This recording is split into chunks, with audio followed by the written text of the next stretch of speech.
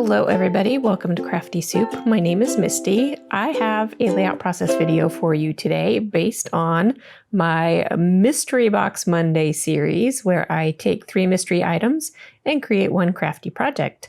Today, as a sneak peek, we are going to be stamping and inking a background, creating some chevrons with scrap paper, and we're going to draw and doodle with stickles. So let's dive in. All right, here is my mystery box, which is a grab bag purchase from an online shop that doesn't sell product anymore. And I have no idea what's in this box until I reach into it and pull things out. And I try not to let my sense of touch influence my choices, but I pull out 3 items. And this time around, we have a little scarecrow style stamp set. And I'm going to pull that out and show that off. And just as a little hint, I'm going to give away that stamp set at the end of the video. So if you like giveaways, stick around for that. I also have some stickles and some enamel dots. And the color of the stickles are kind of these pinky coral color. And the enamel dots are deep blues and greens. So I've got to pull all these things together. And how I'm going to do that is using that stamp as a background stamp to create my own pattern paper to tell a Halloween story. So I can pull in the browns and greens and also have room for orangey reds in terms of kind of autumn leaf coloring. So I'm going to start with this background stamping technique so that I can let it dry.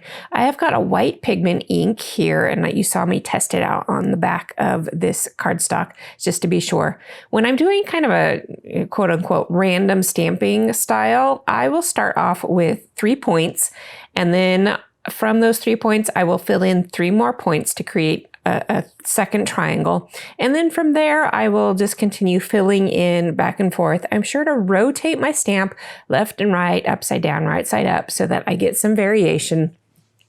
Now you can be more methodical about it if you really want it to be super random, because sometimes I do have things that are both right side up right next to each other, but a lot of this is going to get covered up anyway, so I'm not going to worry about it too much. I'm just going to go for it, which I have been doing. And you'll see that I'm trying to fill in as many of the big gaps as I can with this large stamp. Any small gaps that are left behind, you can either fill in with a secondary stamp, which I don't have for this project, or you can do what I'm doing here is apply some spatter into those gaps, and that helps fill them in and make it all look cohesive. Now, my spatter wasn't applying as thickly as I wanted to, so I just pulled out a paintbrush and poured a puddle on my mat, and I am going to get some nice big spatters going on here. And I am using a gold color for a specific reason, and we'll talk about that more in a moment. In fact, I will talk about it now. Because the stickles has a yellowy sparkle to it, I wanted to tie in the color of that stickles with other things going on so that corally color doesn't feel as off-putting. I also have more tubes of dimensional drops to go along with the stickles in red and orange, because that together makes kind of a coral color, and that's going to help tie everything together. All right, in the meantime, I've moved on to the scraps of pattern paper that I pulled from my stash. And again, I'm trying to bring colors together. So I am going to do that by creating this chevron quilted style of layout. And you've probably seen this before. I don't know how to explain it other than this, but I am cutting these strips of paper, and I created these little templates, and I had to make sure that I had left slanting templates and right slanting templates so that when I put the pieces together, they create the proper point to make a chevron.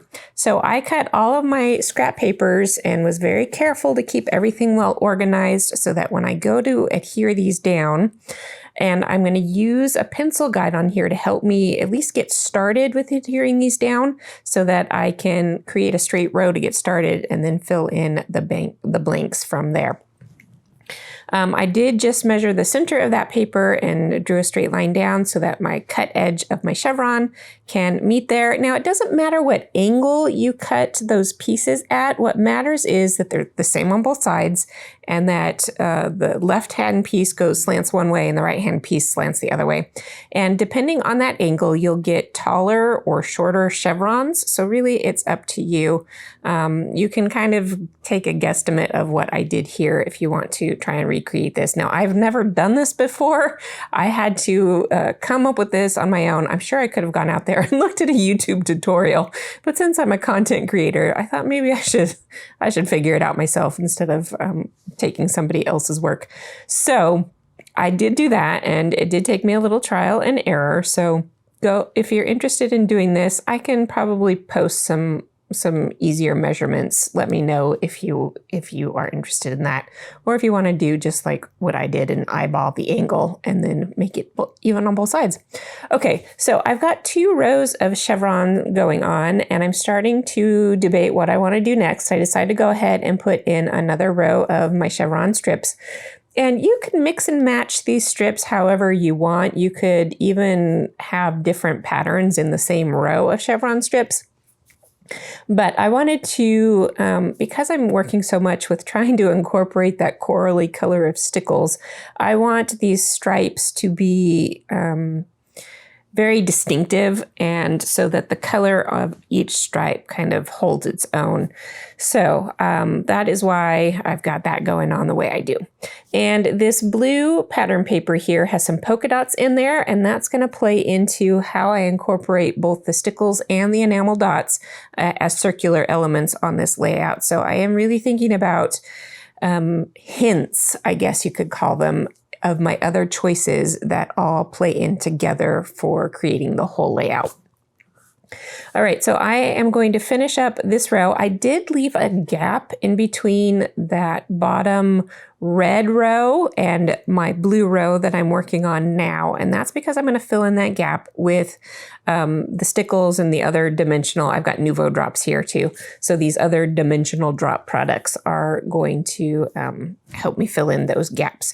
All right, so it did take me a little while, but I've got all of my chevrons in place, and some of the pattern paper I used was brown, and I didn't really think about it when I chose it because I was trying to tie in the colors of pattern papers to my enamel dots, but that brown kind of blends in with my background paper.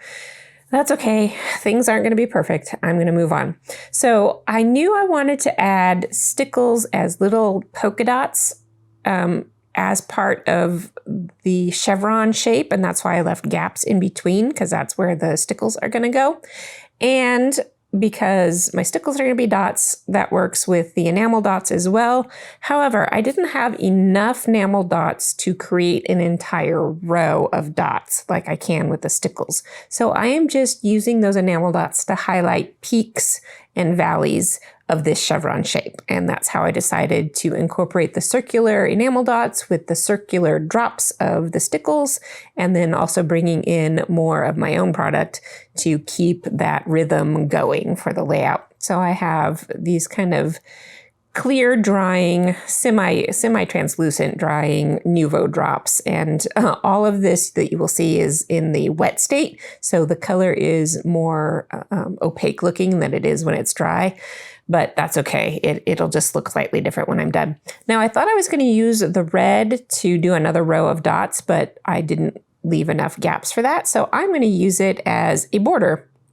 And this is something fun that I haven't done in a while with my dimensional drops, is using them for doodling elements. And in fact, I was thinking about my title, and I thought I was going to go pull out an alphabet, and I'm like, hey, I'm already doodling.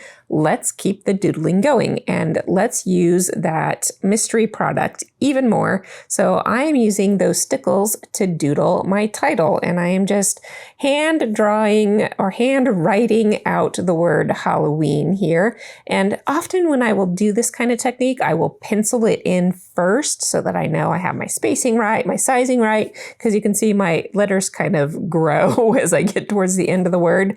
But since it follows the curve of the photo, I think it's okay.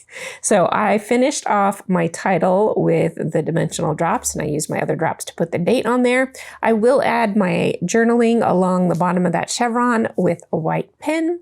and you'll see that in the close-ups in a moment. But until then, I am going to give away this stamp. This was something I intended to do when I started this series at the beginning of the year, but most of the products haven't been great for giveaways, like partial packages of enamel dots left over. But this stamp makes a great giveaway. I've only used it this one time, and it's not quite a style that I see myself using in the future. So if you want to read all of the giveaway details down below in the comments, you can enter to win this little stamp set. All right, and that brings us to the still photos for this project. I hope this silly, goofy project inspires you to use your creative thinking when you're looking at the stash that you have on hand and how you might be able to put it to use. That is it for today. I will be back on Wednesday with the SCT Sampler Kit unboxing and project, and then Freebie Fridays coming up as well. So join me for those future videos, and until then, have an artful day.